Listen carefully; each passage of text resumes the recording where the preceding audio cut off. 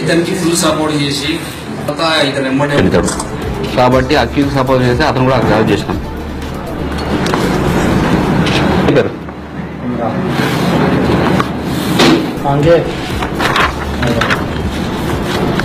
क्या होता है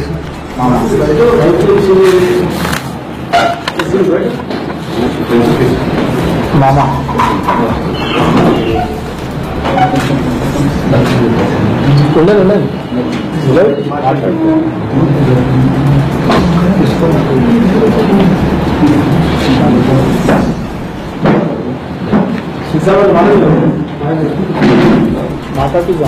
స్టేట్మెంట్ తీసుకున్న తర్వాత తెలిసింది ఏంటంటే ఈ అక్బర్ ఈమెతో చనువుగా ఉండి మాయమాటని చెప్పి అన్ని రీతిలో డిగ్రీలో కూడా పాస్ చేపిస్తా అని చెప్పి ఇంటర్మీడియట్ నేనే పాస్ చేయించానని చెప్పేసి అతనికి మాయమాటని చెప్పి ఆమెను లోపరుచుకొని అతడు ఆమెను అనుభవించినట్టు తెలిసింది.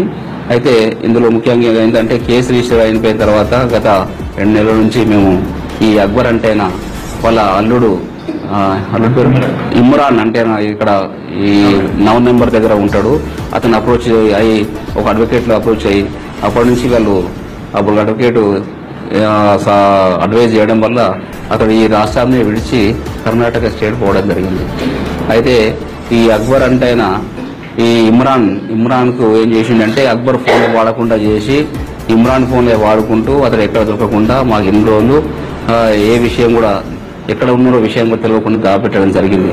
అయితే మాకు ఈ ఇన్వెస్టిగేషన్లో సిఐ గారు మరియు సిఐ కృష్ణప్రసాద్, ఎస్ఐ శివకుమారు వాళ్ళ ఒక టీం తయారు చేసి మాకు నమ్మదగ్గ సమాచారం మేరకు వీళ్ళు ఇక్కడ కర్ణాటకలో ఉన్నారని తెలవడం వల్ల కర్ణాటక కూడా పంపించడం జరిగింది. బీదర్కు గుల్బర్గా పంపించడం జరిగింది.